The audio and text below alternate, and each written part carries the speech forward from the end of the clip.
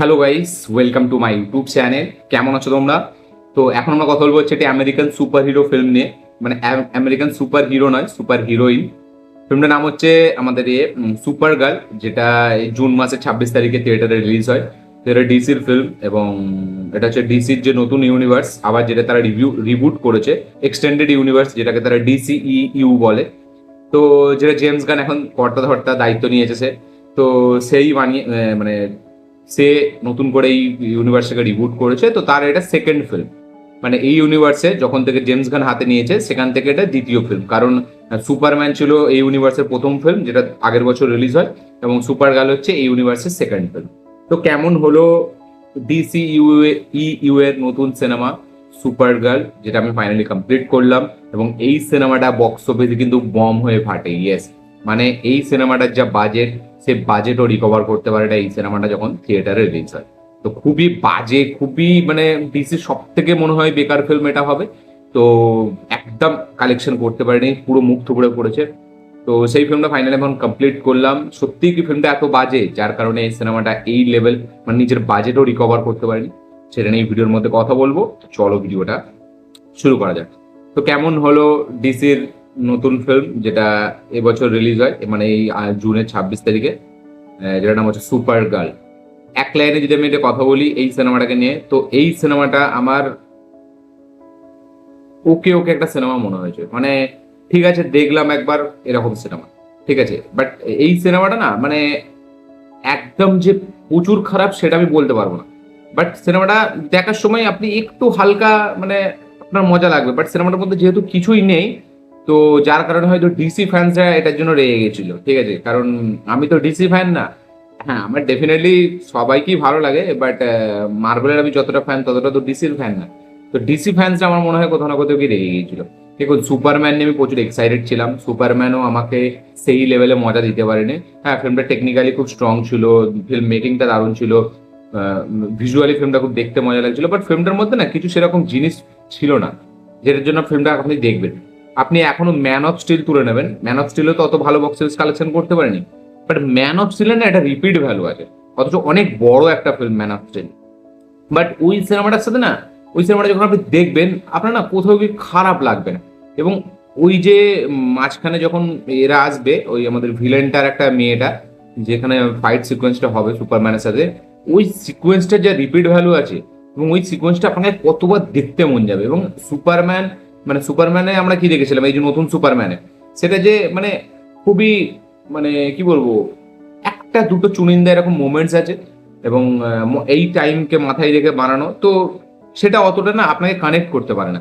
But man of still আপনি দেখবেন 2013 film, এখনো যদি আপনি দেখেন সেই সিনেমার মধ্যে না একটা ইমোশন ছিল, সেই ইমোশনটা ওয়ার্ক করেছিল, সেই ইমোশনটা অডিয়েন্সের সাথে কানেক্ট করেছিল। বাট এখনকার সুপারম্যান না সেই ইমোশনটারই, শুধুই তারা ভিজুয়ালি স্পেকটাকেলে খেলতে গেছে, ঠিক আছে, এবং পুরোনো একটা ক্যারেক্টারকে নিয়ে এসছে, যেটা ব্যাটম্যানে আমরা দেখেছিলাম। তো সে না সরি আমাদের সেই ম্যান অফ স্টিলে দেখেছিলাম, তো সেই ক্যারেক্টারটাকে আবার নিয়ে এসছে। তো নিয়ে এসে এবার নতুন করে ভিলেন বানিয়ে তারা আবার এ করছে। তো ফিল্মটার মধ্যে সেরকম কিছু ছিল না, যার কারণে সুপারম্যানও কিন্তু খুব একটা হেভি বক্স অফিস কালেকশন করেনি। যেহেতু সুপারম্যানের একটা ফ্যান বেস আছে এবং সুপারম্যানের একটা অনেকদিন পর সুপারম্যানকে রিবুট করা হচ্ছে, তো তার কারণে একটু লোকে দেখেছিল, এবং ফিল্মটার মেকিংটা খুব ভালো ছিল।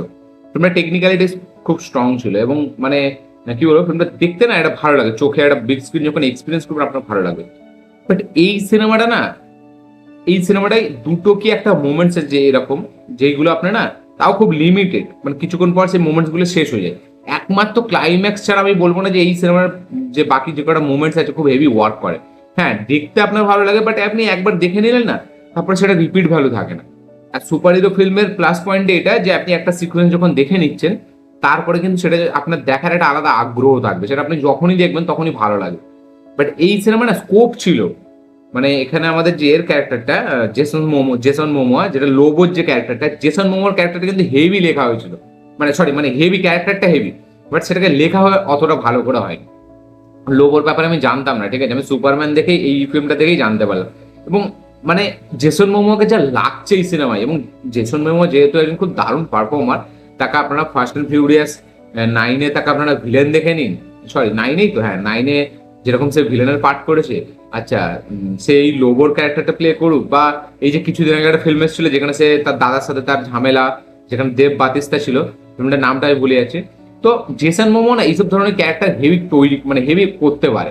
তো লোবোর ক্যারেক্টারটা এখানে আপনার মনে থেকে যাবে, মানে তার স্ক্রিন টাইম কম এবং তার ক্যারেক্টারটা না সেইভাবে ঠিক মানে ডেভেলপ করা হয়নি, সেইভাবে ঠিক হেভি হেভি ভাবে লেখা হয়নি ক্যারেক্টারটাকে। ক্যারেক্টারটা আরো বেটার হতে পারতো, তাকে আরো কিছু মুভমেন্টস দেওয়া দরকার ছিল। মানে তাকে যে মুভমেন্টস গুলো দিচ্ছে না সেগুলো আসছে আবার চলে যাচ্ছে, মানে সেই ক্যারেক্টারটা হেভি কিছু দেখাচ্ছে না। মানে একটা সিকোয়েন্সে সে আসছে ব্যাস আবার গায়ে, মানে সে যে এতটা তার অরা ফার্মিং একটা ব্যাপার হলো বা ক্রিয়েট করলো সেটাকে অতটা হেভাবে মানে ডিজাইন মানে রাখতেই পারেনি ডিরেক্টর। তো ওই ক্যারেক্টারটা ভালো, বাট লেখাটা অনেক খারাপ হয়েছে ক্যারেক্টারটা, বাট ক্যারেক্টারটা দেখলে আপনার মস্তি এসে যাবে। লোবোর ক্যারেক্টারটার জন্য এই ফিল্মটা আপনাকে আরো একটু মোটামুটি ভালো লাগে, ওই ক্যারেক্টারটা ছিল বলে। জেসন মোমোকে দেখে না এই প্রথম চিনতে পারেনি, তারপরে সালা দেখে বলি হায় সালা এটা কি রে ভাই, মানে আলাদাই লাগছিল লোবোর ক্যারেক্টারটা জেসন মোমোকে। আচ্ছা এখানে মানে মিলি অ্যালককের যদি ক্যারেক্টারটার কথা বলি, তো অ্যাজ এ সুপার গার্ল আমার মনে হয় সাসাই ঠিক ছিল, ওকেই কাজ করা দরকার ছিল। মিলি অ্যালকক হ্যাঁ পারফরমেন্স ভালো দিয়েছে, মানে ন্যাচারাল একটা পারফরমেন্স দিচ্ছে, তাকে দেখলে মনে হয় না। বাট তার ক্যারেক্টারটা না মানে ঠিক মানে অতটা আমার হেভি লাগেনি। আমার মনে হয় সাসা অ্যালকক যেরকম লেগেছিল তাকে ফ্ল্যাশ সিনেমায় যখন তার কেমিওটা এসেছিল তখন আরো বেটার মনে হয়েছিল। এবং এই সিনেমার ভিজুয়াল তো দেখুন, হলিউডের ফিল্ম ভিজুয়াল নিয়ে কোনো কথা হবে না, সেটা তো ব্যাপকই।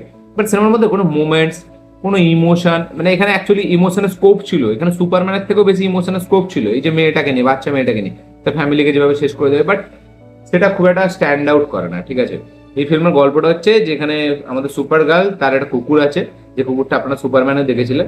তো তাকে এখানে একটা ভিলেন আছে, সে একটা ইনজেক্ট করে দিচ্ছে একটা ভাইরাস, সে আর কিছুদিন পর মারা যাবে। তো তার অ্যান্টিডোটটা সে ভিলেনটার কাছেই আছে, যেই ভিলেনটা কিনা একটা বাচ্চা মেয়ের পরিবার শেষ করেছে। তো এবার ফাইনালি সেই বাচ্চা মেয়েটা এবং আমাদের এখানে মিলি অ্যালককের ক্যারেক্টারটা মানে যে হচ্ছে সুপার গার্ল, সে যাচ্ছে তার খোঁজে, যার থেকে সে তার অ্যান্টিডোট নিতে পারে এবং এই বাচ্চারা তার বদলা নিতে পারে। তো এবার তারা তার খোঁজে বেরিয়ে পড়ছে এবং তার জার্নিতে তাদের সাথে কি হচ্ছে, তারা কি ফাইনালি খুঁজে পাবে তাকে, সেটা দেখার জন্য এই ফিল্মটা দেখতে হবে। তো এইখানে আমি একটা খুব ইন্টারেস্টিং ব্যাপার দেখলাম, এটা আমি জানতাম না, ঠিক আছে, যে সুপার গার্ল হলুদ সূর্য ছাড়া, ঠিক আছে, সে তার পাওয়ারটা মানে থাকে না। মানে যখনই অন্য মানে ওখানে তো ওদের তো আলাদা আলাদা প্ল্যানেট, তো সেইখানে যখন মানে সবুজ সূর্য বা আরো অন্যান্য কালারের সূর্য আছে, তো সেইখানে তার পাওয়ার মানে শেষ হয়ে যায়। একমাত্র সে হলুদ সূর্যের কাছে গেলে তার পাওয়ারটা আছে। তো এই ব্যাপারটা আমি জানতাম না, সত্যি কথা বলছি। আমি তো অত পড়িনি ডিসি কমিক্স বা মার্বেল কমিক্স, আমি যেটুকু জানি ফিল্ম দেখে, এবং এটা আমার কাছে এটা আমি জানতাম না, সত্যি এটা আমি নতুন দেখলাম। তো এটা একটা খুব ইন্টারেস্টিং লাগলো যে সে মানে একটা টেনশন কাইন্ড অফ বিল্ড করতে পারে যখন অ্যাকশন সিকোয়েন্সে না, এই জিনিসটা আপনাকে দারুণ টেনশন বিল্ড করাতে পারে, যেখানে এই সিনেমাটা লাস্ট ওটা কিন্তু করতে পারে। আমি তো প্রথমে বুঝতেই পারিনি যে হলুদ সূর্যের কি ব্যাপার ওকে, তারপরে বুঝলাম যে হলুদ সূর্যের কাছে গেলেও পাওয়ারটা পায়, আবার অন্য সূর্যের কাছে যখন ও চলে যায় তখন ওর পাওয়ারটা শেষ হয়ে যায়। তো লাস্টে ওটাকে যেভাবে নিয়ে এসেছিল, টেনশনটা বিল্ড করেছিল ভালো। ক্লাইম্যাক্সটা আমি বলবো অনেকটা বেটার, ক্লাইম্যাক্সটা ভালো। বাট তার আগে যে ওয়ার্ল্ড বিল্ডিং, তার আগে যে সেট আপ বা তার আগে কিছু মুহূর্ত, সেগুলো পুরো ফ্ল্যাট যায়। শুধুই কথাবার্তা হয়ে যায়, কথাবার্তা হয়ে যায়। এবং এখানে ভিলেনটাকে কিন্তু হেভি ইন্টারেস্টিং দেখিয়েছে। আমি তো বলবো সুপারম্যানের থেকে বেস্ট এখানের ভিলেনটা হেভি ছিল। সেই ক্যারেক্টারটাকে দারুণভাবে করা হয়েছিল, তার সামনে একটা সুপারম্যান দাঁড়িয়ে আছে, তার কোনো ভয় নেই এবং তার কাছে কত রকম পাঁয়তারা আছে, মানে একটা অত বড় হিরোকে মানে কায়দা করার জন্য সে একটা ইনজেক্ট করে দিচ্ছে কিছু, তার যে সেনাবাহিনীটা আছে, তার যে প্ল্যানেটটা আছে, তো সেইগুলো খুব ইন্টারেস্টিং। বাট ফিল্মটাকে ঠিকমতো এক্সিকিউট, ঠিকমতো প্রেজেন্ট এখানে ডিরেক্টর করতেই পারেনি। ক্র্যাগ গিলেস্পাই যার নাম হচ্ছে, ঠিক আছে। তো আমার খুবই এটা মানে কি বলবো, একটা ওয়ান টাইম ওয়াচ ফিল্ম মনে হচ্ছে সুপার গার্ল। ডেফিনেটলি ক্লাইম্যাক্সটা খুব সুন্দর এবং লোবোর ক্যারেক্টারটার জন্য ফিল্মটা ইন্টারেস্টিং লাগে। আমি তো বলবো মানে সুপারম্যানের থেকে অ্যাকচুয়ালি দেখতে গেলে না সুপারম্যানের একটু বেশি মুহূর্ত ছিল, বাট এই ফিল্মটা অ্যাকচুয়ালি সুপারম্যানের থেকে আমাকে একটু, এই ফিল্মটা যেন আমাকে একটু মানে মজা দিয়েছে ওই লোবোর ক্যারেক্টারটার জন্য। হ্যাঁ ডেফিনেটলি ফিল্মটার মধ্যে কিছু নেই, বাট তাও একটা কম্প্যারিজন যদি আমি করি না, আমার মনে হয় মানে সুপারম্যানকে আমি হয়তো আবার দেখবো না যতটা কিনা আমি এই ফিল্মটা দেখবো। তার মধ্যে অনেক ক্যারেক্টার ছিল মানে হেভি ভালো ভালো ক্যারেক্টার, বাট আমার এই ফিল্মটার ক্যারেক্টার গুলো না খুব ভালো লেগেছে। সুপারম্যানের থেকে আমার এই ফিল্মের ভিলেজ, এই যে লোবোর যে ক্যারেক্টারটা, এটা আমার দারুণ লেগেছে। But film wise definitely Superman এগিয়ে থাকবে, তার মেকিং, তার বাকি অ্যাসপেক্ট গুলো বা তার প্রেজেন্টেশনও যদি আমি বলি, এক্সিকিউশন এর থেকে অনেক বেটার, ফার ফার ফার অনেক বেটার। বাট আমি যদি মানে ফিল্ম দেখার কথা বলি তাহলে কিন্তু সুপার গার্লের মধ্যে সেই ব্যাপারগুলো ছিল, ক্যারেক্টারগুলো ছিল যেগুলোর জন্য আপনি ভালোভাবে একটা ফিল্ম মানে ডিজাইন করতে পারবেন, বাট সেটা করতে পারেনি ডিরেক্টর। তো ওভারঅলে আমার খুব একটা ওয়ান টাইম ওয়াচ, এটা ডিসেন্ট ফিল্ম মনে হচ্ছে। এবং সুপারম্যানও আমার অতটা হেভি লাগেনি এবং সুপার গার্লও আমার অতটা হেভি লাগেনি। বাট দুটোর মধ্যে কম্পারিজন করলে ডেফিনেটলি সুপারম্যান এগিয়ে রাখবো আমি সুপারম্যানকে। বাট কিছু ক্যারেক্টারের দিক থেকে যদি আমি বলি তাহলে কিন্তু আমার এই ফিল্মটা হেভি লেগেছে। তো তো এই ছিল আমার রিয়াকশন, এই ছিল আমার রিভিউ। ভিডিওটা দেখে আপনাদের কি বক্তব্য, কি মতামত, কি রিয়াকশন অবশ্যই কমেন্টে লিখে যাবেন। আর যারা এখনো সুপার গার্ল দেখেননি অবশ্যই চেক আউট করতে পারেন। তো মানে আমার দেখুন এই ফিল্মটা যখন রিলিজ হয় ট্রেলার টিজারও খুব দারুণ রেসপন্স পাইনি, ফিল্মটা নিয়ে অতটা কথাও হয়নি, কখন এসছে কখন গেছে অনেক লোক জানেই না। বাট ঠিক আছে। এবং এইখানে মানে ওই যে ক্যারেক্টারটা সুপার গার্লের, যেটা এখন অ্যালি প্লে করেছে, তো ওই ক্যারেক্টারের যে ফ্ল্যাশব্যাকটা দেখিয়েছে না, সেটা কিন্তু বেশ ইন্টারেস্টিং, সেটা একটু হালকা ইমোশনটা কানেক্ট করো। বাট শেষ পর্যন্ত সেটা ফিল্মের জন্য কোনো এফেক্ট বা ইম্প্যাক্ট ছাড়তে পারে না। তো এই ছিল ওভারঅল আমার রিভিউ। ভিডিওটা ভালো থাকলে যেরকম বললাম করে দেবেন। দেখা হচ্ছে পরের ভিডিওতে, ততক্ষণের জন্য।